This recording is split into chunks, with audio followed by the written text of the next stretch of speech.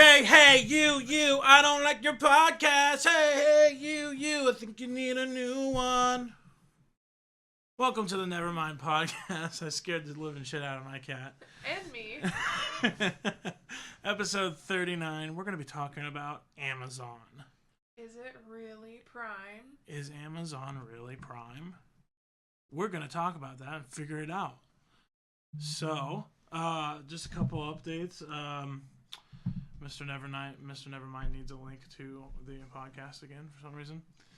We're going to be talking about, well, I guess, is there any updates? Is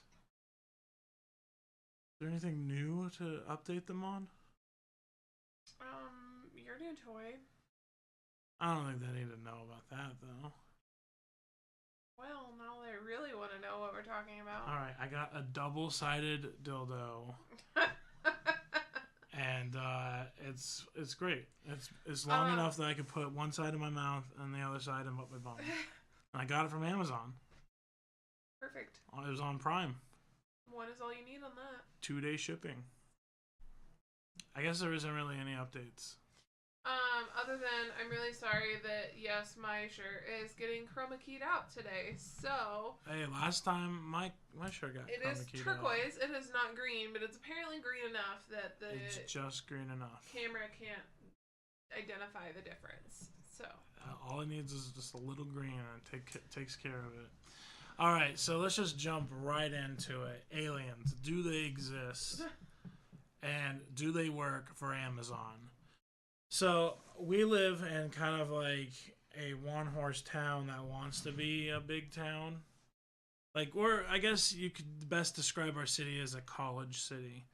And we just out of nowhere, all our Amazon packages started being delivered by Amazon themselves. yeah. So It's very strange. and to most of you, you're probably like, well, what's the difference? The package still gets there. Why does it matter? But Well, I'm a little bit that way, but I'm also I work for the post office, so it's a little scary. well, I think the weirdest part to me is I could be sitting on the couch just watching TV, hanging out, and then out of nowhere, I get somebody that's taking a picture of my front door showing me where they left my package, and it's like, god damn, that's terrifying. I To don't. just see that I have a picture What's of terrifying about it? it's weird to know that somebody's outside of your door at that exact moment taking Like, a that- picture it's just of like your that- door. It's like that. For some reason, I got hair in my tooth. It's just that cringy, like. It's like if somebody was like, if you're just hanging out in your room and somebody's like texting photos of you laying on your bed, that's how I feel. That's like, I feel kind of violated a bit. I don't know. I kind of feel it's like a security thing. It's more just to cover the delivery guy's ass because he's like, "Hey, I delivered it, and this is where I left it. If it's not there, not my problem." You know. Right. Hashtag not my problem. It was just very. Why do you always move over there? Because then nobody can hear me. You have a very loud, booming voice. No, I don't. Nick says I don't. Everyone else says I don't.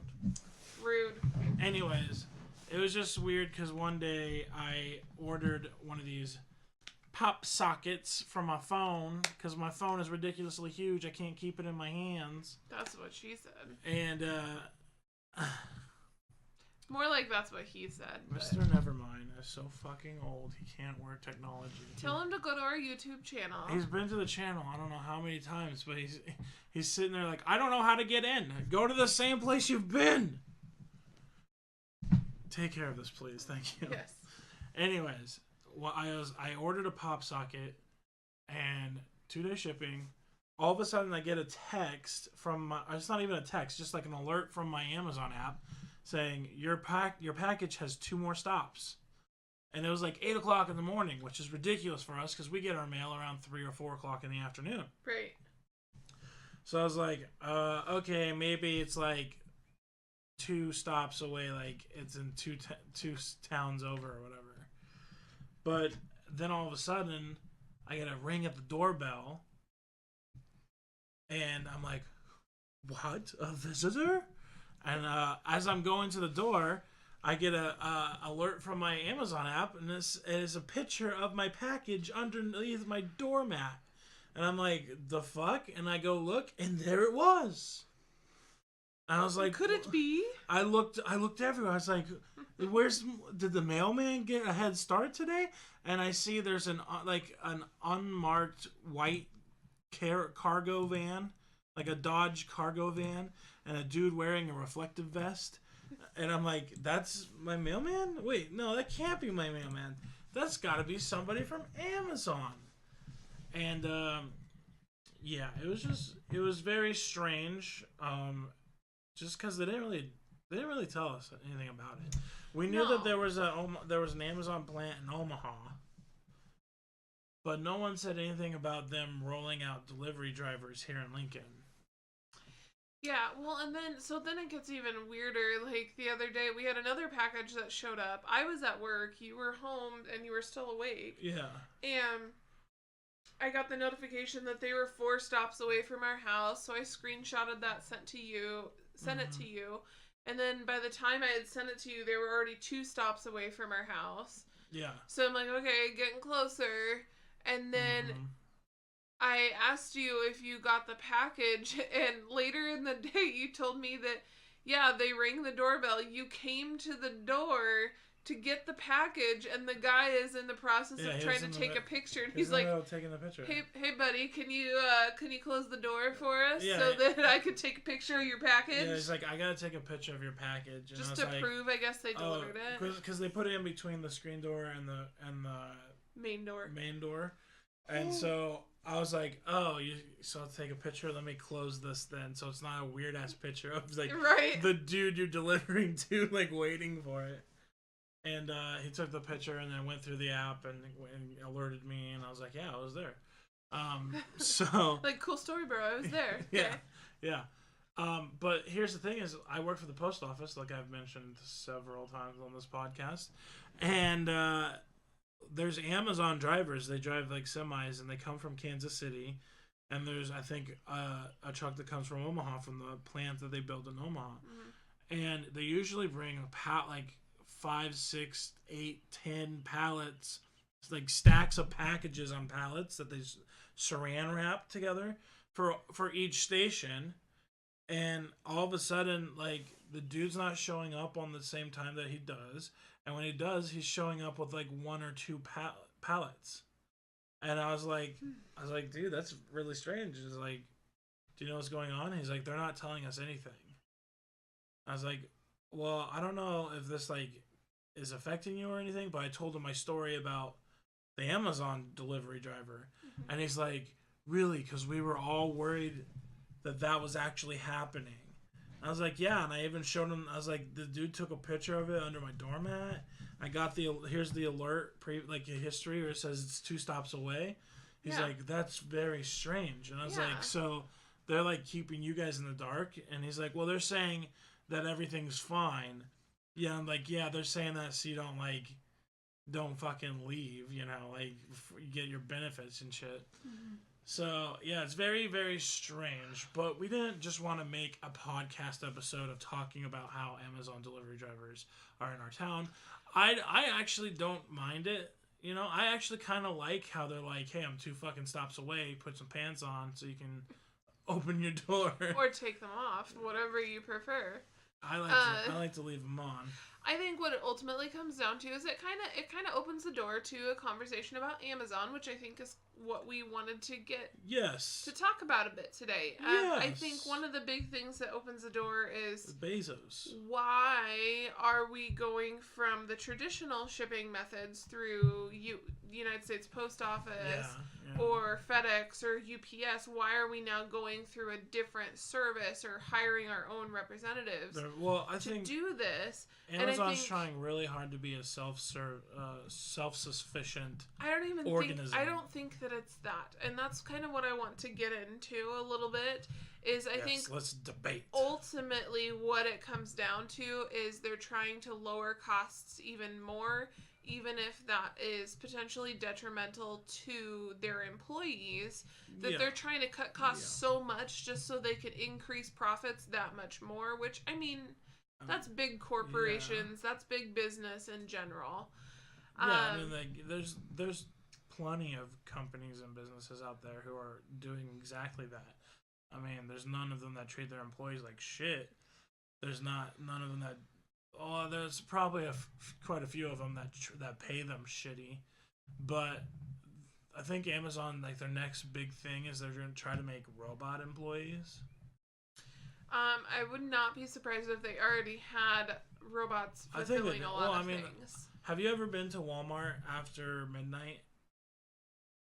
Nowadays, like, I know recently. Back in the day, if you went to Walmart at midnight, you were seeing the fucking petri dish of the fucking city. Like the people of Walmart.com, like all of those people. Yeah, like you're just seeing like the most disgusting people ever. Mm-hmm. But I mean, there's still that, of course. But now they've got mopping Roombas that are these like these towers that just mop the floor unmanned. And there's one guy who was gluing giant googly eyes on them. It was pretty funny.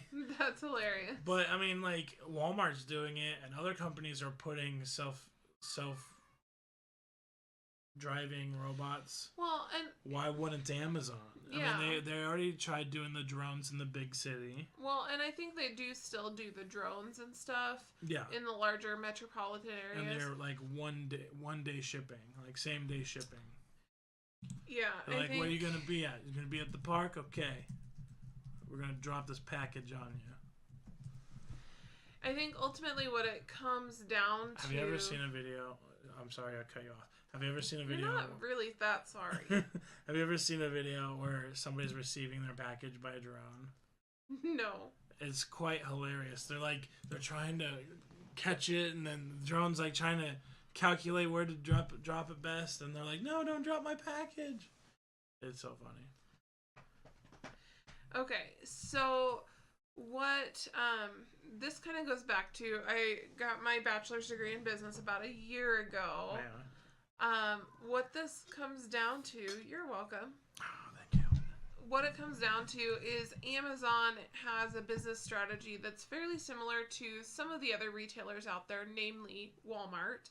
Yeah. Where they're focusing on, they want to offer the most number of products at the lowest possible price.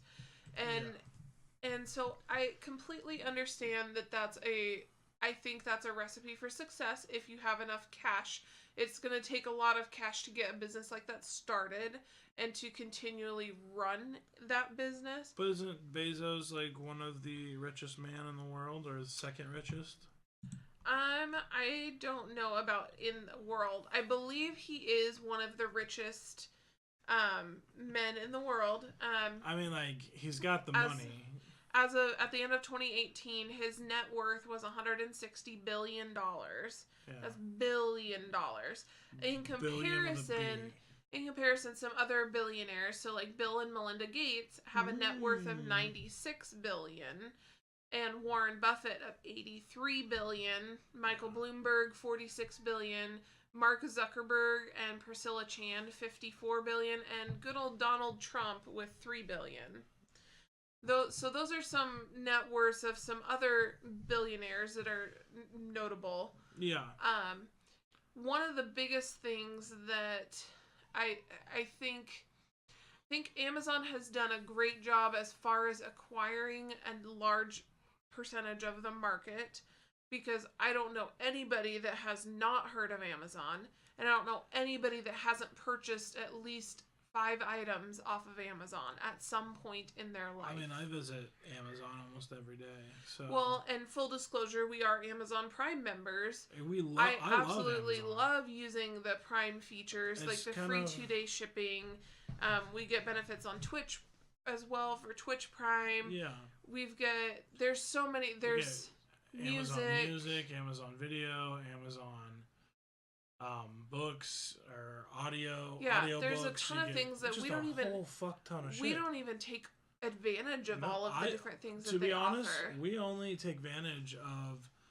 Our son does the Amazon Music through his tablet. I pretty much just take advantage of the 2-day shipping, 2-day free shipping. Mr. Nevermind says even my mom does it. So yes, exactly. It doesn't matter anything about the individual. It seems that everybody at this Here- point is shopping online, and Yeah. 9 times out of 10 it seems to be that they're going towards Amazon because of their low prices and wide variety of offerings. But here's the problem: is that Amazon now has, and they've been doing it for a little while, but they basically take the most popular items that people search for, and they go, okay, this is a popular item. We're gonna make a deal with the top brand, but as we're putting you guys as top brand and bringing you guys' like attention to your product, we're also gonna develop a way more cheaper but just as good product and call it Amazon Basics, and we're gonna undermine you in the pricing, and it's gonna just totally destroy you. And the problem is that Amazon is willing to go real so cheap that it could hurt them, Well, but in the they're long willing- run it helps them because then it kills that brand. What they're willing to do is they're willing to hurt their own company just to put another company out of business, Right. so that in they the can end, dominate in the the market. long run, they profit from it. Right. So, for example, if you need, like, say you need an auxiliary cord for your phone or something Yeah, to plug it or- into your stereo. A pop socket for your phone.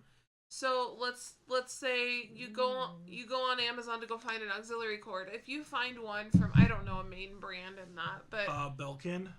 let's say you find a Belkin brand auxiliary cord and it's listing for $12.99. That's not too bad. And it's like it's What's like the footage on this? let's say it's like a fancy, like a 3-4 footer. It's a fancy one that's got the braiding around it. And it's coiled. Sure. Whatever. Anyway, Sweet. Is it gold plated? you're defeating the point of this. Well, I'm just saying, like, it's got to have. This those is cool the reason features for why our $12.99. podcast goes an hour and a half every single time. Let me speak. Damn it. Okay. But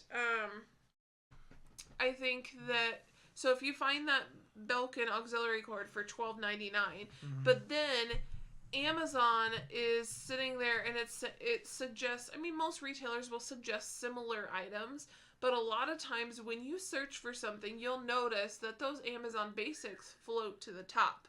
Oh yeah. So let's say that this And so Belkin it's has been at the top, performing really It's well. at mid roll and it's on the God bottom. damn it, I'm gonna punch you. I'm just saying, it's the same product, Yeah. and it's at the top. It's at mid roll, meaning in the middle of the page, and then they also have one hanging out in the bottom. Mm-hmm. So it's like you go, okay, well, there's the Amazon Basics, but let me look at the other ones, and then you're like, oh, but there's that Amazon Basics price again. And so you're scrolling through. No matter where you scroll, you're gonna see an Amazon Basics, and the price is going to be tempting because it's gonna be like $8.99. Okay, well that's not a big difference, but every little bit helps. Maybe that'll let me go get an extra couple pops or something to drink, or a sandwich or maybe it lets me get like a special coffee drink for the week. Just, I mean, every dollar counts. Or maybe you can afford something like on iTunes or Amazon Right. Music. Right. Would you rather spend that money on an auxiliary cord, or would you rather spend it on a new album on iTunes? Yeah. I mean, so it makes a difference. So naturally, I think that as long as there's decent reviews, we're going to be drawn to that Amazon Basics. Pretty soon, that's going to start hurting the business of Belkin. They're not going to be able to sell that any longer. They're going to discontinue their item, and then Amazon wins out because now they're getting all the business instead of just 50% of the business. Mm-hmm. They're getting 100%. They're going to make more. And that may not seem like much, $8.99 a pop for an auxiliary cable. But once they have 100% of that, I don't want to call it market share because it's not like they're the only person that's ever going to sell auxiliary cables that ever. Market corner. But they definitely gain enough of the market after continually doing this that it makes it nearly impossible for any new players to enter the market, any new companies to enter the market. And it makes it to the point that any existing competition that's out there is going to have to try that much harder just to maintain their product and keep it out there. And more than likely, they'll end up paying Amazon for more advertising and more suggestions. So Amazon's still profiting either way at the end of the day. Yeah. But I think there's a good argument that the comedian He does the show on Netflix that we like so much. Hassan Minaj. Hassam Minaj. He made a good point about Amazon's basics, where he's like, it's totally wrong. It's totally wrong what Amazon's doing. But at the same time, you're also a consumer who's wanting to save money so you can afford ramen noodle at the end of the fucking week. So you're gonna buy the fucking Amazon basics. Right. So well, and I think an important thing to note too is Amazon's not the only company that does this. Walmart does the same exact thing with their generic versions. Yeah, but I feel like Walmart's like a trailing second. I think so. So here, I actually did a lot of studying about Amazon for my degree as one of my final research projects. And so because I found it interesting, because I think that they're everywhere now, and they've diversified themselves and reinvented themselves as a company so many times. Yeah. And no matter how many negative things that come out about them or their CEO Jeff Bezos, it doesn't matter. The company is going to survive, and they're going to in fact thrive and possibly even make more money because of the publicity. I think I feel like Amazon is just like it's even more than just a company that Jeff Bezos, or a website that Jeff Bezos made. I think now it's kind of like a living organism that's just kind of out of control. I definitely I can see where you're coming from with that. I think it's important to understand that Amazon used to be extremely small. It started out as a bookstore or online book store that you could purchase books, textbooks, any literature of any sort that you wanted. Then they started to expand from there. And after books, they went into, it's going to bother me because I don't remember what it was. It was something that was kind of out of left field, that they started offering other things in addition to textbooks. And it was like one specific thing. So it was like textbooks and this one other thing. Like, wasn't it like travel or something? Travel tickets or something? I don't remember. I'll research I know they also, that. But they also kind of started the whole ebook, like the little ebook tablet thingies, like the electric books or whatever they call them. Nobody uses them anymore. Kindles? Yeah, they started the Kindles, and Barnes and Nobles came out with their Nook.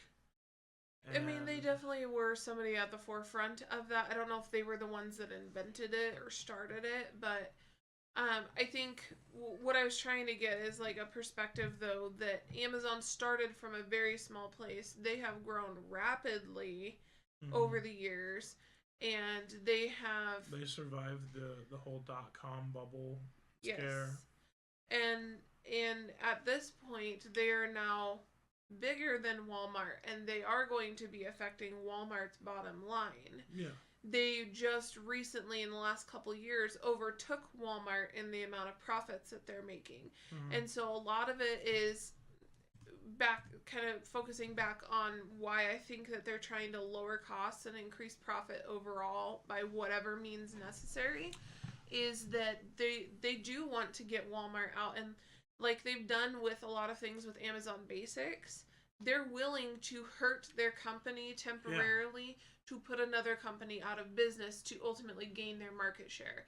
And I think that's something that Amazon is trying to position themselves to do now with Walmart, is they see the light at the end of the tunnel. They see that at this point they have started to kind of turn that corner and say, you know, hey, we're the big kids now. We're the big kids on the playground. Give me your lunch money. Give me your... You know what I mean? Like, they're at the point that they can kind of make Walmart bend to their will a little bit more. I was just going to say, I think really they're just one step away from making... like from crippling Walmart. And that's basically opening Amazon Pantry nationwide. Like you have it in like California, New York, and the places where you can get same day shipping. Well, and they have in Seattle, in their headquarters, they do have their test run of a store where you don't even have to pay anything. Like, you don't get a wallet out. You don't do anything. You just walk in the store, and based on facial identification and the object identification, it uses artificial intelligence to realize what item you're putting in your basket, what price it is, and then you just walk out the door with it. Yeah. Right now it's only for Amazon employees, but that's something that they're working on. And ultimately, so the way that Amazon's able to offer all of these low prices on their objects, besides just knocking off their competitors, is they're able to, well, first of all, compared to Walmart, they don't have the overhead costs that Walmart has, because of the main part of Amazon being more of a virtual company with warehouses versus Walmart has their online front, but then they have to maintain every single store, staff every store, maintain the storefront, maintain their warehouses in addition to that. So they have a lot more retail space that they have to maintain, which in the end makes their costs higher, which makes their products higher cost. Since Amazon doesn't have that square footage to maintain, yes, they have warehouses, but not nearly as much square footage as what Walmart has with their warehouses and retails together. Yeah. So that makes it so that they're able to charge lower. Not only that, but the amount of eyes, the amount of views that they have, overall impressions on their products is enough to increase the overall quantity purchased. And as you know, the larger the amount of I'm gonna have to go shut that off. Yeah. But the larger the quantity that you purchase, typically you're going to get a better price. Yeah. So when there's a high, you get it. It's just the typical business. Yeah. Hang on just a second, because our son's alarm clock is going off. I'm gonna have to go shut that off. He was supposed to set it for 7 a.m. and he set it to 7 p.m. and he's had it like this for like 2 weeks now. So yeah, very awkward. I don't know how many times we've told him to change it to AM. Just never does. Kid's got like 6 clocks in his room too. Yeah. So. But I think so that's the way that's one kind of niche that we have. But what we were talking about at Dairy Queen yesterday was about how you felt like if somebody makes so much money that they should be. So we'll get into that. Let's shift our focus a little bit into into focusing on the CEO, Jeff Bezos. So I had mentioned earlier kind of some of the net worths of some of the different billionaires in our country, and just to show you kind of what their charitable donations look like. Bill and Melinda Gates are giving 37% of their net worth. Warren Buffett, 36%. Michael Bloomberg, 13%. Mark Zuckerberg, Priscilla Chan. These are all just donations. Right? 4%. Donald Trump even gives 3%. But Jeff Bezos, who has the highest net worth out of all of those people, dramatically, almost twice as much as the highest person on that list, only contributes 0.09%. Not even 1% of his net worth. So these are all just for like donations and charities and stuff. Correct. This would be any sort of charitable donations to, I don't know, like a disaster relief. Like, for example, Nebraska's been going through a lot of flooding, so if they donated money to flood and disaster relief for Nebraska, or Make-A-Wish, or like a local animal shelter, like the Cat House here in Lincoln, or... Well, and a lot of people, the argument is, I was listening to Bill Burr's podcast this morning. I was giving it a try. Bill Burr, he's the voice of the father, and F is for family. Okay. because I know you don't know who Bill Burr is. He's a comedian. I've heard of him. Anyways, he was talking. He was reading emails, and the email wasn't exactly like that. It was more towards answering a person's email from a previous podcast that he was talking about taxes and taxing the rich or whatever.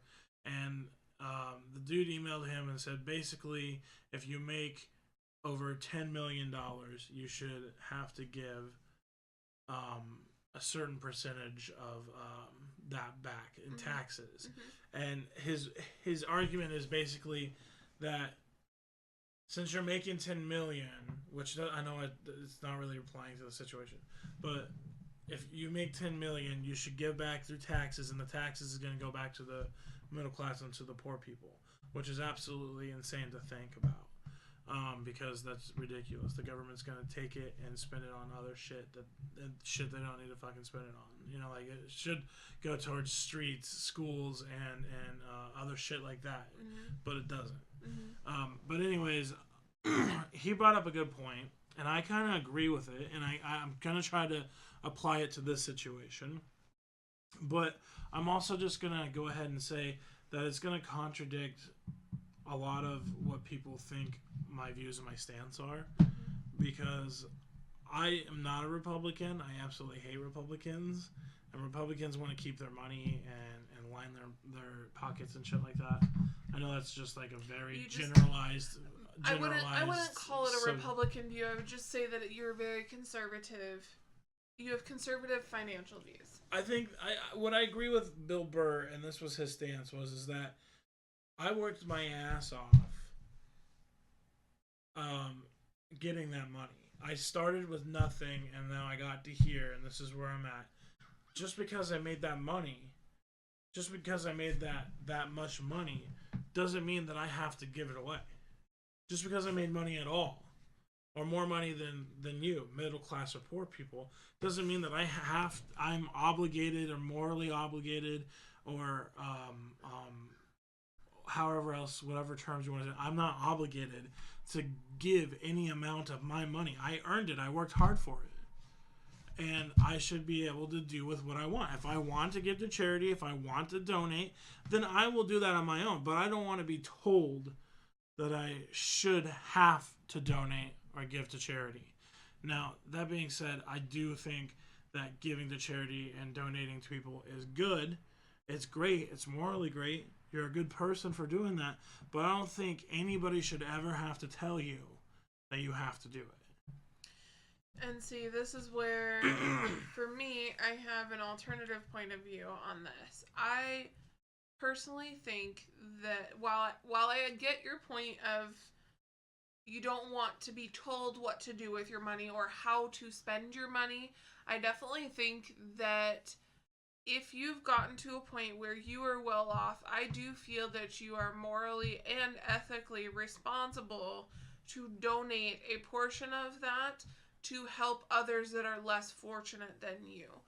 Pick a cause you care about.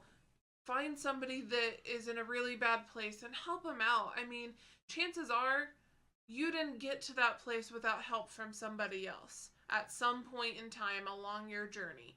Even if that was, say you did an after-school program that was funded, that was just funded, it's a non-profit program. If you did an after-school program, that's where you first became interested in a business class.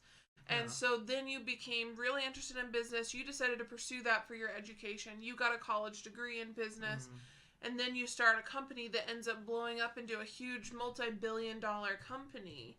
And you don't think that that person that has to basically credit that nonprofit organization that got you interested in business in the first place, you don't think that you should be obligated to repay that debt, basically to repay them for how they helped you and how they sparked that inspiration? I think it should be a choice. I don't think there should be ever a law or a moral stance that says that, oh, you made that money and you got to give it to us now. Or you got to give it to somebody. Yeah, if you accepted help, you know, that's good on the people who gave you the help, but it's also your decision and your choice and your belief, if you want to give back to them, or push the envelope or whatever the fuck and help somebody else out to make it. But the thing that Bill Burr was talking about was like companies like Amazon who are so fucking big, the government's not going to go after. They're just too big. But little startups like my $5 shave club, Mm-hmm. they're getting taxed. Like I think they just reached around $10 million or whatever, and now they're like, oh, you made that money. Now we're gonna tax you, and we're gonna take over. I think it was like 15% or 30% or whatever you have, and it's just like, why? Because I made that money. Because I made this startup and I did hard work and I put my blood, sweat, and tears into this company that I made out of my dormitory. You know, I'm, but I think there's.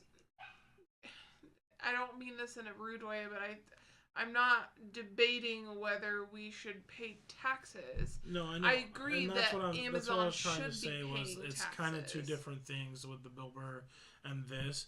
I'm just saying like the what would you say, the similarities that I'm seeing is that somebody's telling you how you can spend your money after you reach so much money. Well, I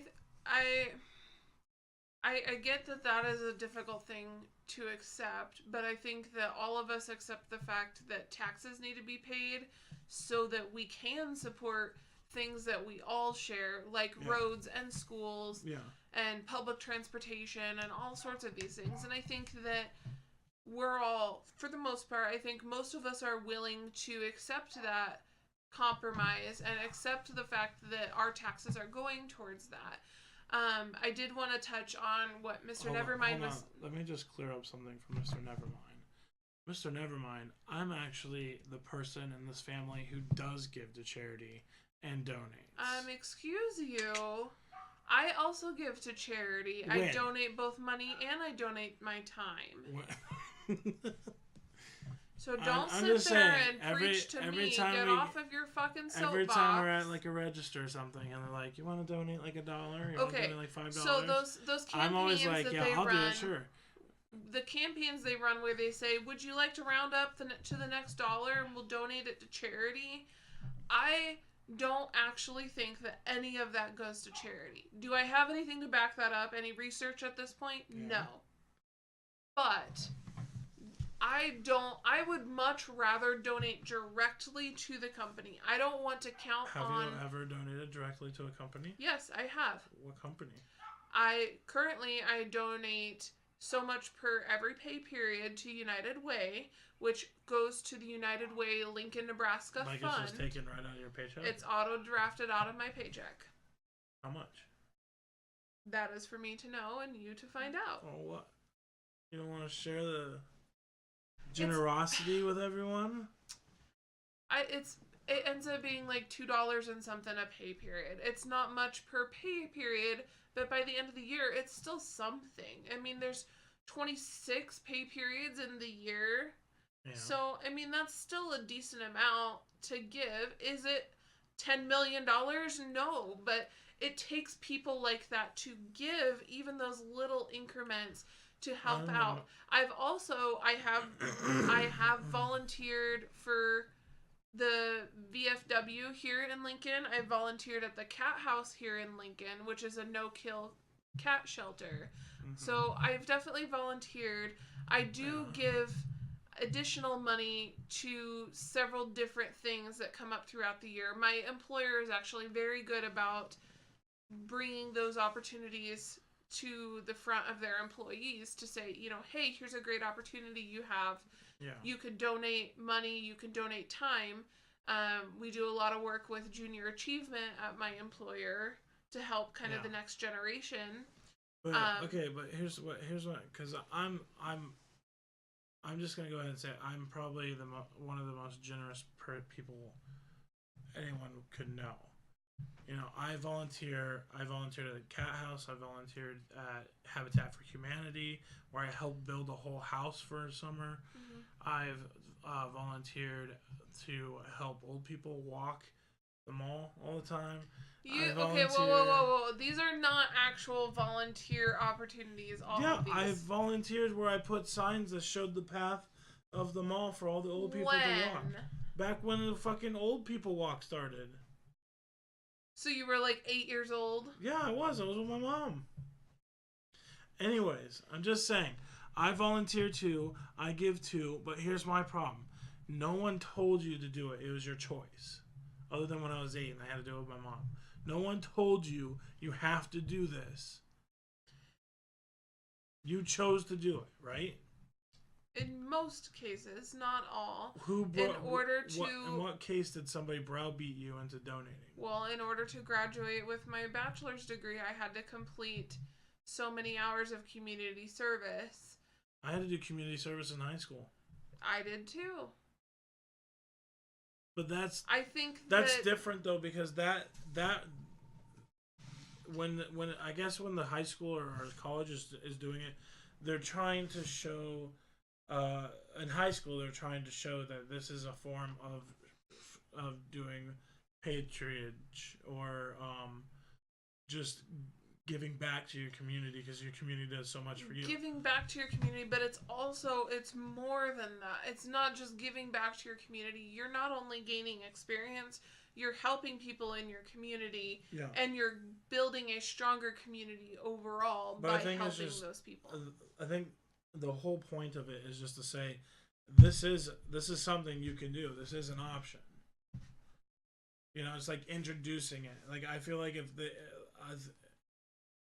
they didn't have it, people probably wouldn't volunteer or do donations. See, as much. I think that, and maybe this is me being altruistic, and a little naive, but I think that even if there was not anybody telling them to do something, and for a fact, there's still people that are out there volunteering their time or donating money and resources to these nonprofit organizations. Just because somebody's not telling it, they still get a reward out of it. Just because someone's not saying, like, hey, here's your degree, you can't get your degree until you volunteer.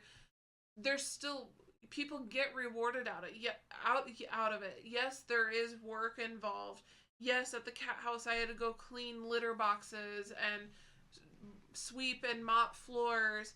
But in the end of the day, one, I'm getting my kitty fix. I don't know about you, but I need a cat fix. When I volunteered for the cat house, it was recently after a bunch of drunk young college dudes went around town and destroyed the fucking little outdoor cat colony. Yeah, a little. It was like a dog house, but they Yep. they insulated it and they put food and shit in there. Somebody went around and destroyed them all, so I had to go around and clean them up and then help build new ones. So I think that I mean, people have rewards that they get out of it. I get kitty cuddles. I also get to know that even though it may seem like a lot of work for me, I become the family for those cats at the animal shelter because nobody has adopted them yet. I become one of their family members. Yeah. And hopefully, maybe someday it leads to them getting adopted and being with a forever family. Just like with Habitat for Humanity. You're building, you're sweating, you're putting blood, sweat, and tears into this house. Mm-hmm. And it's all worth it because at the end of the day, you're seeing a family that's getting to possibly own a house for the first time. It was a homeless guy. And they never ever imagined that they could have a house. Yeah.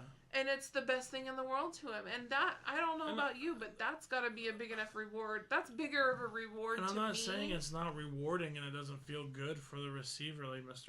Ryan's saying. I'm saying that it shouldn't be... You don't think it should be required? I don't think it should be, I don't think nobody should tell you have to do it, especially after you make so much more money than they do.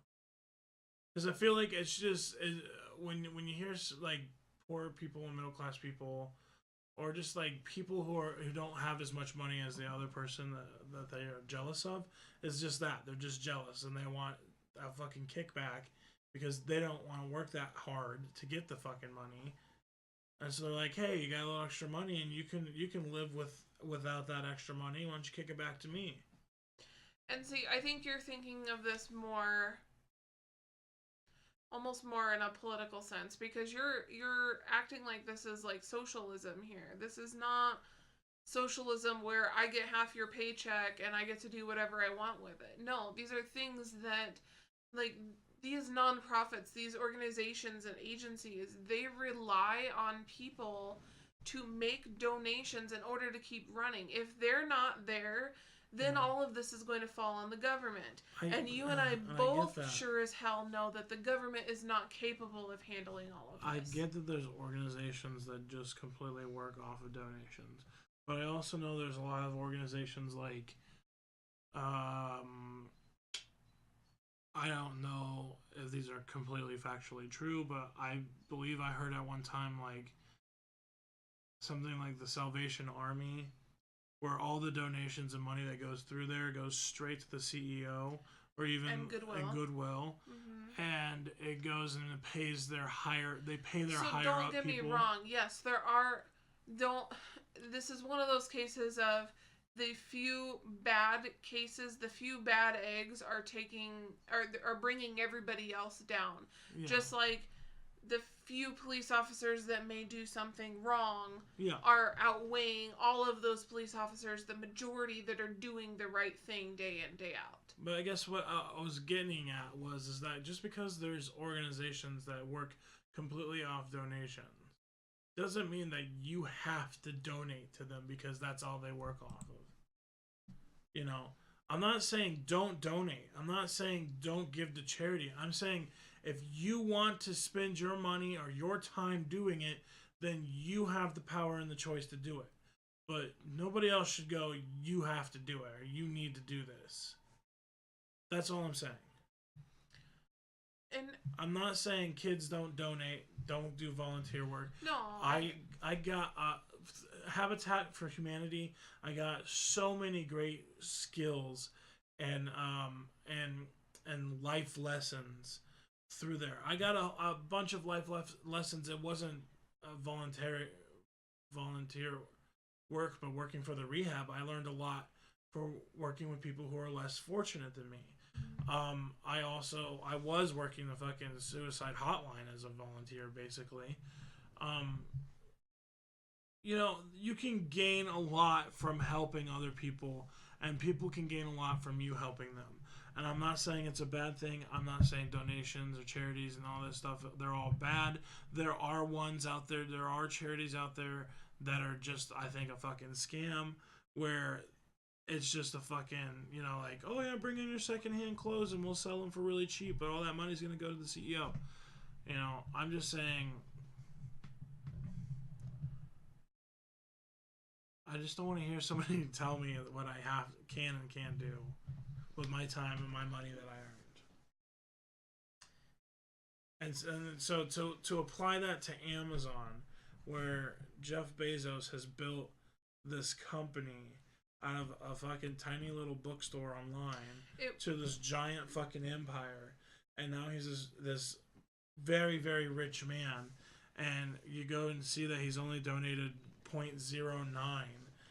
I think that I still think it's a little asinine that people are like, how could you be this huge multi-billionaire not donate? Yeah, he's a fucking asshole because he doesn't want to donate and stuff, but I don't think that we have any room to tell him what he can and can't do with his fucking money. But yet we can sit and judge him for not donating? That seems contradictory to me. Maybe it is, but I mean, I'm just saying, like, just because the man makes billions of dollars doesn't give us the right to go, oh, you are making way more than you really need to survive for the rest of your life. You need to kick back some of that money. You need to spend that money on charity and things that helps the community and helps me out and things like that, you know. Well, I think this would be a good thing to bring to our viewers or listeners. Like, I want to know what you guys think about it. I want to know which way you see it. Is somebody morally or ethically obligated if they are financially well off?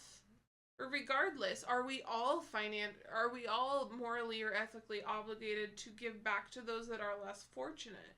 Is it something that even for us, for example, who are in, I would say, the middle class, is it Yeah. should it be something that we would be morally or ethically obligated to donate time or money or resources to those nonprofit organizations or those that are I less mean, fortunate?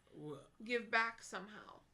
you and I probably, we probably don't donate more in terms of money, but we donate a lot more. Like donating all our clothes that we don't wear don't fit us anymore. Donating our time sometimes to like places like Cat House and Habitat for Humanity, and sometimes like at the gas station or the fucking grocery store when they're like, hey, you want to kick back $5 to Timmy who's dying at the child's hospital? I'm like, oh yeah, here you go. I'll write my name on the fucking shoe. And see, in those cases, I would much rather go make my own donation where I know it's going directly to the charity of my choice, Well, rather do than you have any evidence that the $5 shoe thing isn't going to the I charity? already said no. I don't have any evidence of that. However, things have been seen in the past where, for example, you set up a fundraiser on Facebook. Not all of that money from that fundraiser is going towards the charity of your Yeah, it's choice. going to Mark Zuckerberg. And it takes 3 months to even go to the charity once the event's over. The Facebook thing, the Yes. charities, it takes 3 months to get to them. Yes. I didn't know So that. so that right there is kind of one of the things that makes me question that is I would much rather give a direct donation somewhere than trust a third party to keep track of all of those donations and then forward it in a timely manner to that organization. And time does matter to some of them because maybe it's a difference like in the no kill shelter sense, maybe it's the difference between being able to accept that cat or dog or not. I mean, Yeah. that's one more life they can save potentially. I mean, yeah, but I'm just saying, like, Can't just leave it. Can't you. just leave it on that happy fuzzy moment. Fine. I I think just don't. I don't. What? So, what's your plan on like sticking it to Jeff Bezos and making him turn a new leaf? I that's one of the things is it makes it very difficult with a company that large. It makes it very difficult for one individual to do something. I definitely want to change it. I want him to donate more, but is the way to get him to do that by boycotting Amazon? I'm not necessarily sure. Well, I And mean, if like, that makes me a hypocrite, I'm sorry, but well, okay. One, he doesn't even pay his taxes. Two, he Amazon is so big to the point where it's Amazon. I would even go as far as saying like it's as big as fucking Facebook or Twitter or whatever. Like it's just one of those apps you're always on because you're like, oh, I need to get this, or oh, I need to get that, or oh, I'm gonna check out the deals today, or you know. And with the Amazon Basics program, it's hard not to. It's hard not. It's hard to say I'm gonna boycott Amazon and quit going to Amazon because then it's like, where are you gonna go then? eBay and wait fucking week or two for your shit to show up. Get a hand-me-down thing, something that probably doesn't fit. Where are you gonna go? Walmart. I know Walmart has a competing 2-day shipping thing too, but they don't have big ass fucking warehouses that are fully stocked with with shit, and they don't have near as much as fucking selection. Mhm. So I mean, basically, you would basically be whittled down to go into like Walmart and Target and like all the other stores, and you'd have to suffer through less selection, and you'd have to suffer through more shipping. To give you an idea of just some of the difference in traffic, I was just curious, what's the difference in traffic between when you made the comparison of Amazon to like Facebook or Twitter? Yeah. And so just as a final thought to leave with, on Amazon, they get total visits. Is this? You probably get like This is in 75 million a 1 day. month. 1 month. Total visits on Walmart is 286.17 million. That's quite a bit. Mhm. But Amazon per month is 2.25 billion visits. Hands down, they're winning the competition there. People are staying So how on do their you- website longer. They're Mhm. visiting more pages on their website. Well, I mean, like, it's fucking killer that I can go on Amazon and get like a pair of shoes that if I were to walk into a store would be like anywhere from $60 to $80, but I can go on Amazon, find it on Amazon, they're like 40 to 50, and they have my size. Now, comparison wise, that's so 2.25 billion visits per month to Amazon versus 19.21 billion Facebook visits. So there's definitely a lot. It's not as big as Facebook yet. Not Well, I mean, like, quite there. It's still kind of like in the ratio that like people are on it almost every day. I'm on it multiple times a day. I think so. And it's very close to taking over Twitter too, because Twitter's 3.62 billion per month. So, I think that's a good stopping point. Honestly, I think. Yeah, but we didn't figure out how we're gonna take it down. Are we gonna boycott them? Are we gonna go? I think you already answered that question. That we're not. We're not going to boycott. I'm gonna. As at the end of this podcast, I'm gonna get on Amazon and look for motorcycle helmets. I think that ultimately, if we wanted to do anything, any sort of change, we need a large amount of the population to boycott it. Boycott's only going to work if it's going to hurt their business. And yes, while one less person shopping on Amazon could impact their business, it's not going to be dramatic enough that they're willing to make a change. So I think... Yeah, I mean... I think that this is very similar to Pete Davidson's theory about when you're listening to music by people such as R. Kelly or Michael Jackson who are accused of doing these things. If you're going to go shop on Amazon, Amazon does have the Amazon Smile program where you can donate back to a nonprofit. For every purchase, they're just tricking you to do the charity donating for them. Correct. However, what I'm trying to get at is if you are going to continue shopping on Amazon, I think that if you're going to buy something on Amazon, maybe for every purchase you make on Amazon, you make a donation to a nonprofit. Just so you don't feel guilty for using Amazon. I think to make up for what Amazon's not doing. I think that would be Why do I have to make up for it? Amazon's the big company. Just shush and smile and wave and donate to the nonprofits because they need it. But let us know. Okay. Let us know in the chat, in the comments. Let us know if you completely agree with me and not with Laureline. Wow! Way to set that up.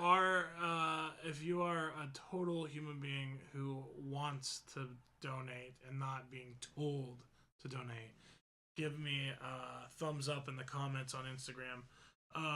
Otherwise, if you agree with Laureline, don't say anything at all. Okay, so that's by majority. Everyone agrees with me. Okay, I'm good with that.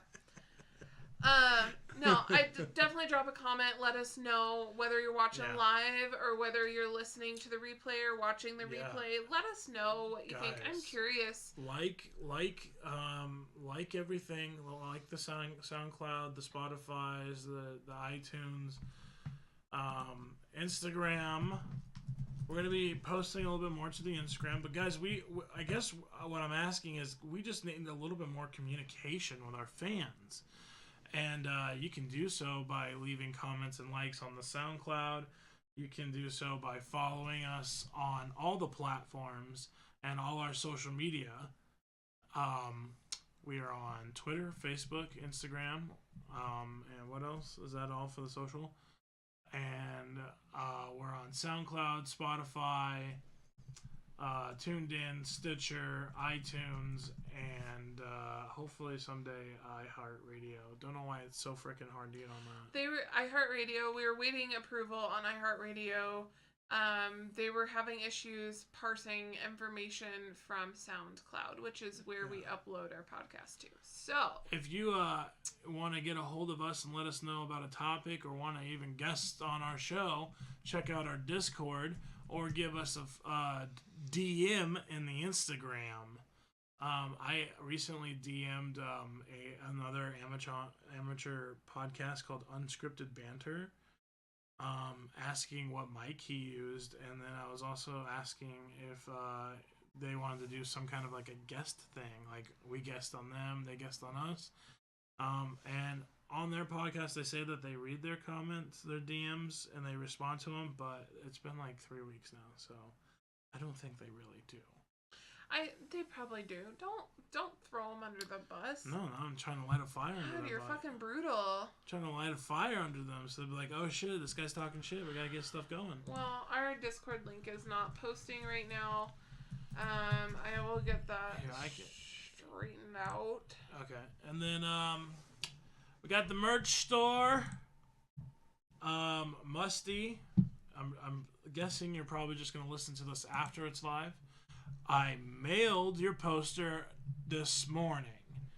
Went out this morning. I could not mail the Pez because apparently I needed more qualifications and more money to send food internationally. So I'm sorry, my friend, you're not getting Pez. But you're getting a sweet poster and a cool note in there for you, bud. Guys, Musty also has a new podcast called what is it? We the Boys or whatever. Oh, why did you put me on the spot like that? Let me check real quick. I can get it really quick. Oh my god. He's got oh no, they're not live anymore, are they? Musty's got a new podcast. He's doing it with a couple new friends. And let's see here. Why is it not showing? Just go to channels. Please hold. Yes, please hold while we do this awkwardness. There we go, friends.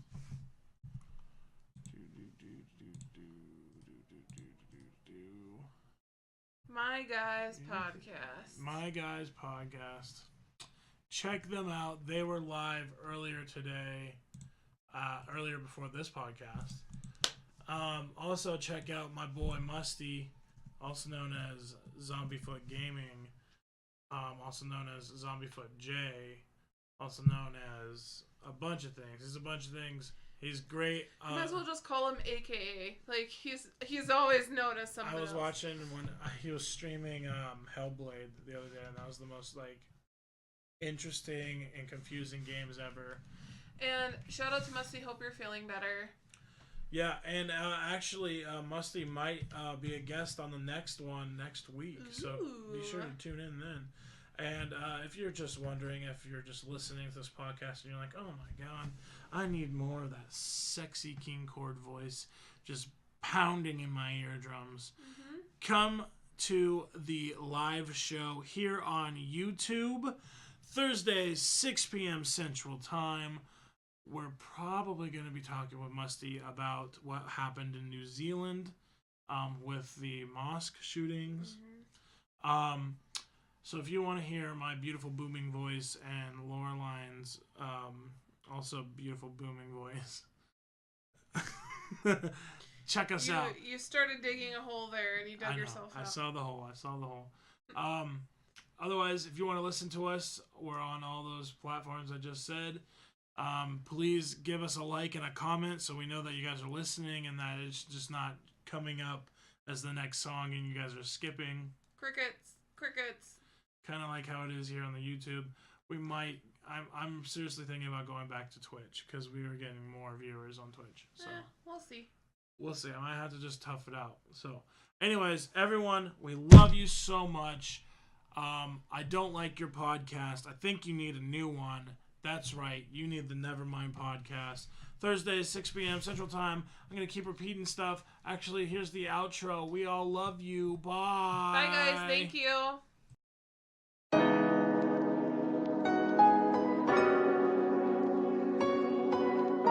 But for today, we're talking about Mars. We're talking about Mars.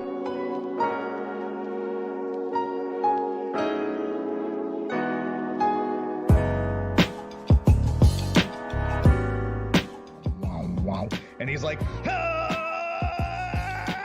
No, I shouldn't do that. I could have gone more, but I'm just gonna end it there. That's pretty good.